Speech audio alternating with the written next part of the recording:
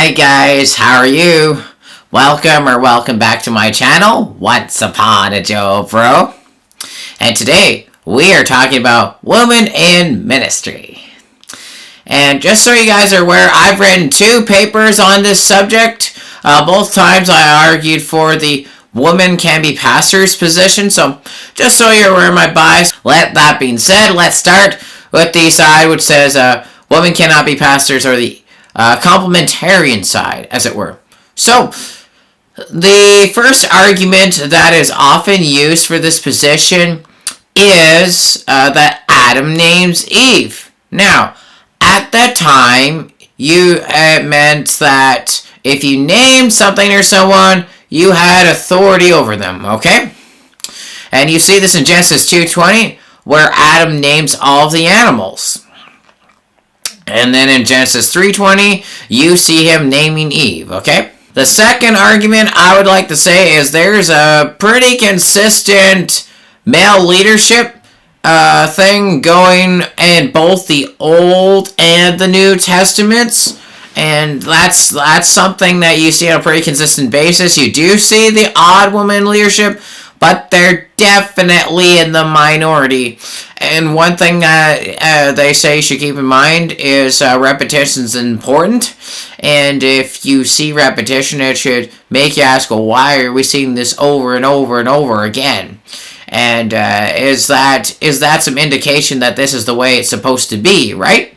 So that's a thing that is worth knowing. But like, all the apostles are male. Pretty much, like, all the kings are male. There was one queen, but there's dozens of kings in comparison to that one queen.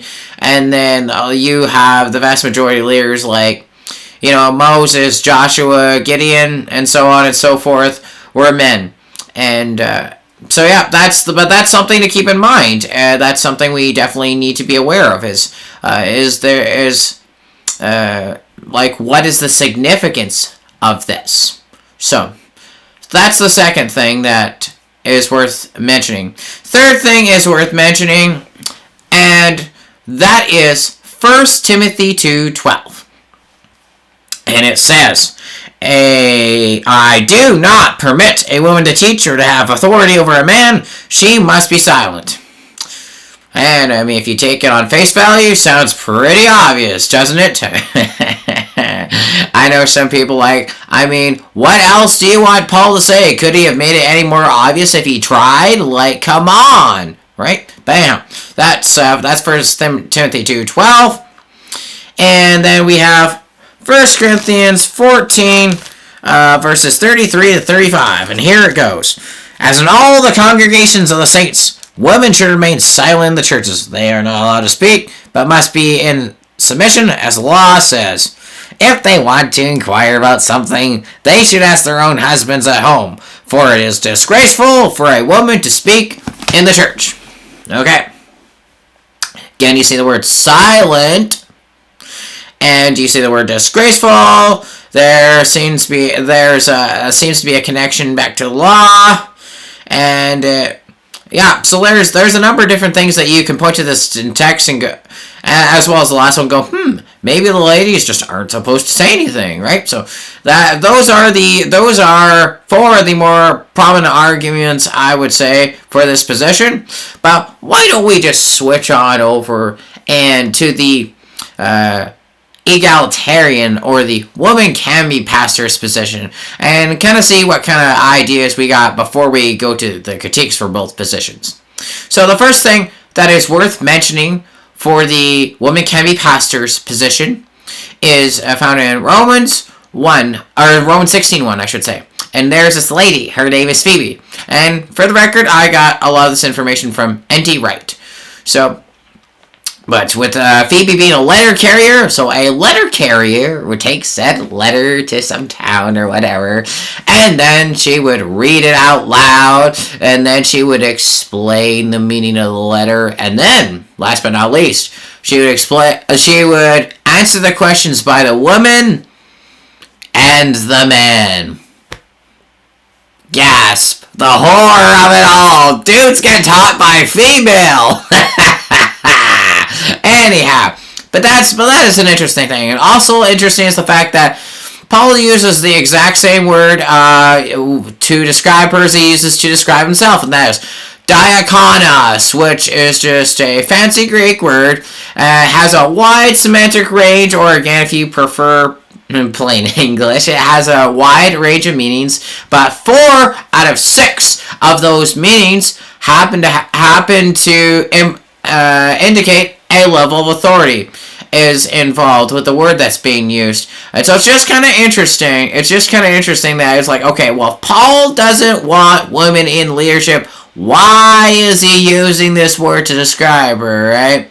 Real curious. Anyhow, that's one argument. Another argument that is worth mentioning, actually the same passage, funny enough, and that is from Romans 16:7. There is this lady, her name is Junia, and she is an apostle, alongside with her husband. However, it does need to be noted that this is disputed by some people, although actually before I get to that, I need to dispel a myth, and that is some translations, including my beloved NIV, say Junius, and that is false. There is no Junius. That name was not in circulation at this time, so we know that is false.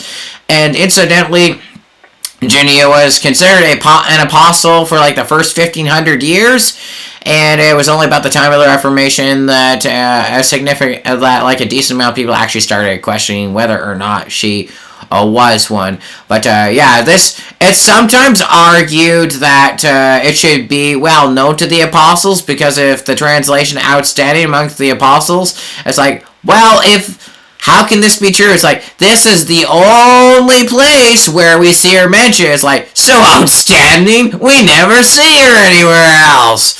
Spellbinding, don't you think?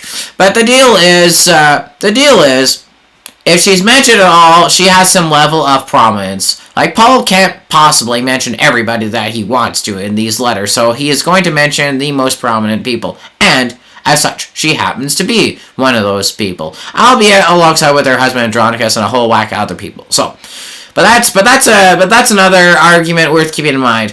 A third argument that needs to be kept in mind is the gifts of the Spirit in 1 Corinthians 12 are gender neutral.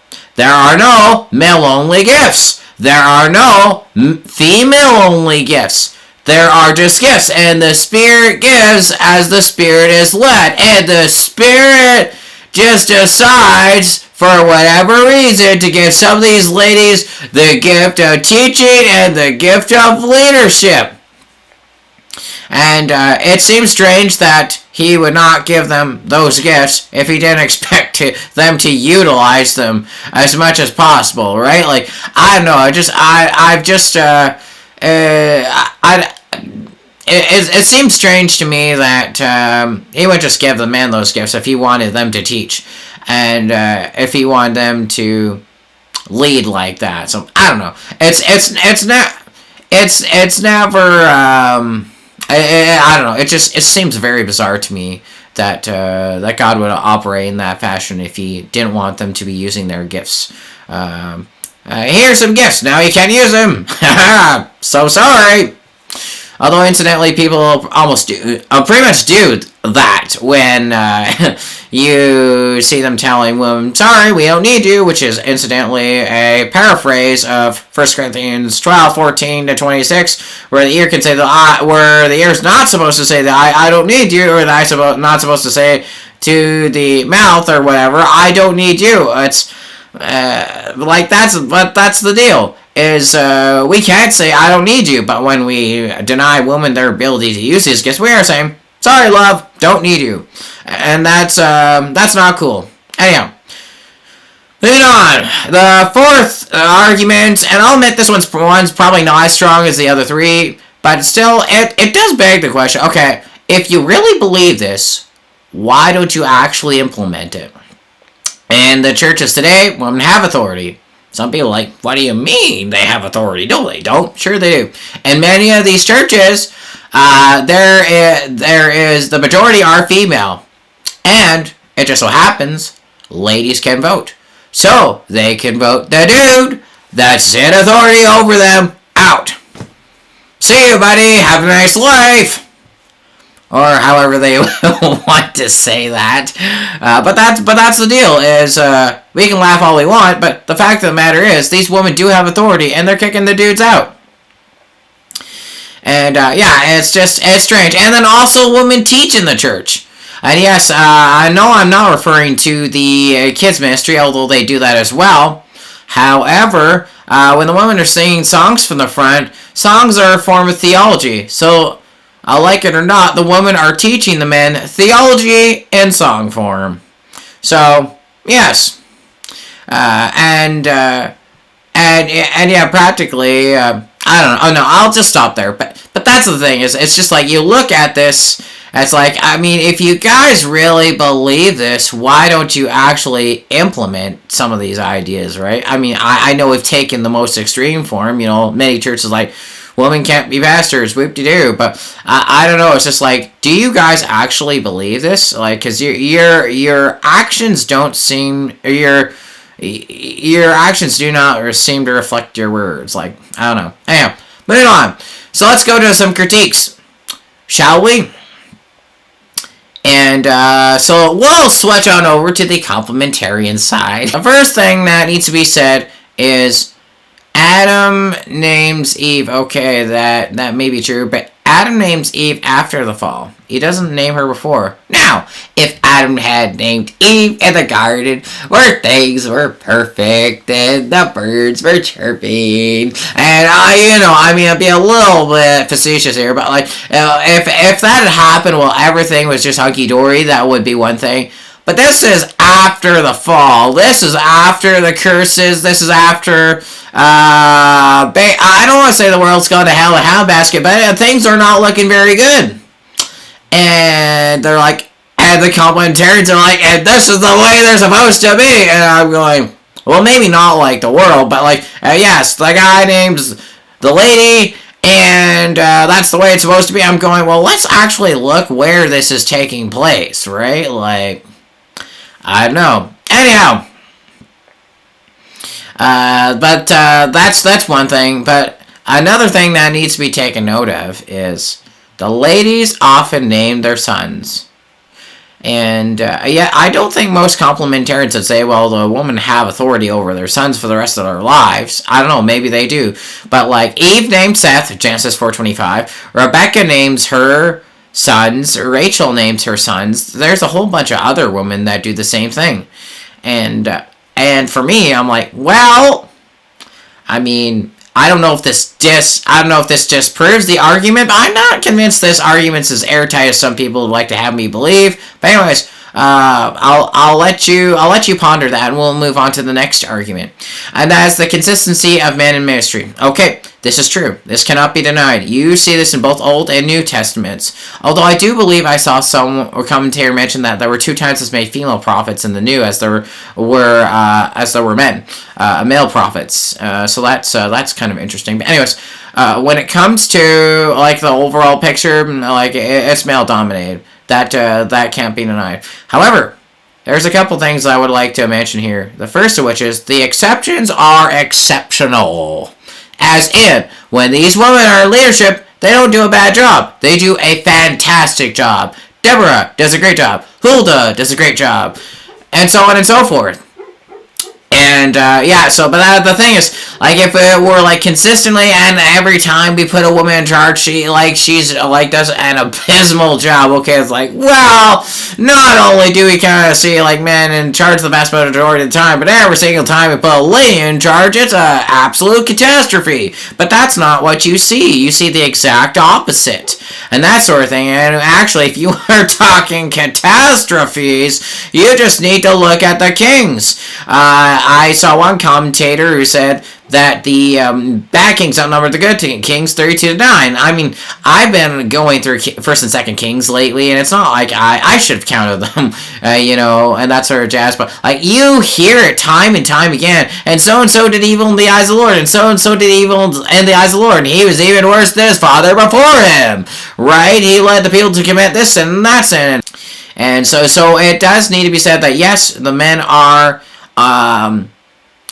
the men are in charge the vast majority of the time. But it must also be acknowledged that sometimes they do an awful job. When it comes to the kings, like that specific group of men, I don't know what got into them, but they were just awful. They were just absolutely terrible. Like the majority of them. Yes, there's good kings. We all love King David and all those who followed his footsteps, but the vast majority were nothing like that at all. So that is noteworthy. And I need a drink of water.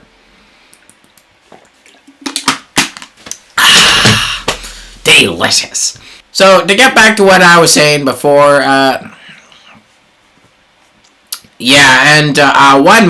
one more thing I'd like to add is in the New Testament, when you see Paul's problems with people in leadership, it's rarely the woman. Like, there's a couple women in Philippians 4:2. And they're squabbling about something. He has to get them to stop. But otherwise, it's the men. Like, he has a problem with Mark, and that's why he doesn't want to take him on a journey. And that's why he and Barnabas separated. And he and Barnabas weren't seeing eye to eye, and so that caused him some grief. Then Cephas was discriminating against the Gentiles. That caused him grief. And then you have 2 Timothy 4:9-11, where there's these three guys. And Titus, nonetheless, is included in the bunch. And they abandon him. They all go to these other places. And he's like, only Luke is with me. So another thing that has to be kept in mind is, like, honestly, when you see bad leadership, it's pretty much almost always the men. And so, yes, I definitely get the consistency argument, but you also have to look a little bit closer and go, okay, well, were the women good when they were in leadership? And yes, they were. And were there times where, like, lots of the male leaders were absolutely atrocious? That has to be acknowledged. So, all in all, I don't consider this to be the most convincing argument. Even though it does have something. It does have something to it. I don't deny that. Repetition's important, but when the bad stuff's repeated as well, that gives less credence to your argument. But anyhow, let's get off that train and let's get on to another train of theological thought here. First Timothy 2:12. But there it is. I do not permit a woman to teach or to have authority over men. She must be silent. Okay. Sounds pretty bad. And if you accept it at face value, you accept that there's nothing cultural or anything else going on there. I mean, what else is there to say? I don't know that Paul could have made it any more obvious if he tried. Here's the deal with this passage. And that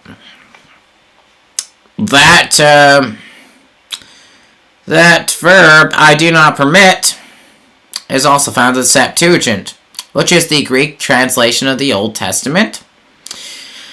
And it always refers to a temporary time. It refers to like a specific situation. It never means a permanency. Like it never means like this is forever and ever. However, in this passage, it's translated like it's permanent. But that really begs the question, why does it always mean something else? Why does it mean that here? And another thing that needs to be brought up is the fact that there is no imperative mood here. And the imperative mood is just like, that is the strongest language that can be used. Like it's commonly employed to really drive home a point. This is important. I mean, and that's not to say that if it's said in any other way, it's not. But when they want to use as much force as possible, that is the type that they use, the type of mood they use, as they call it, and that's simply not there. It's in the indicative, which is just like a less strong. It's just a less strong mood. It's just a less strong way of phrasing such a thing.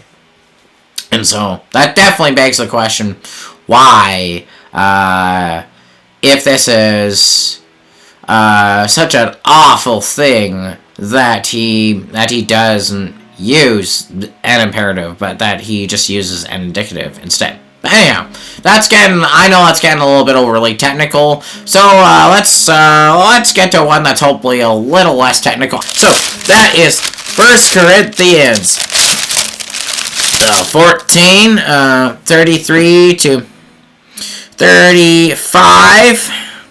And actually, why don't we actually start with verse 26? So, in verse 26, it's like, what shall we say, brothers? Now, this word brothers is a Delphoi.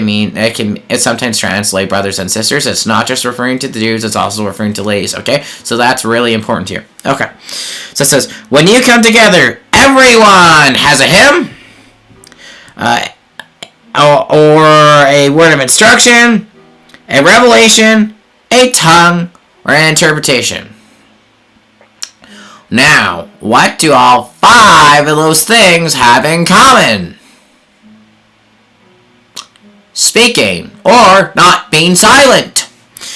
So it's like hymns, while singing, is certainly not silent, and a word of instruction, I don't know of any silent word of instructions.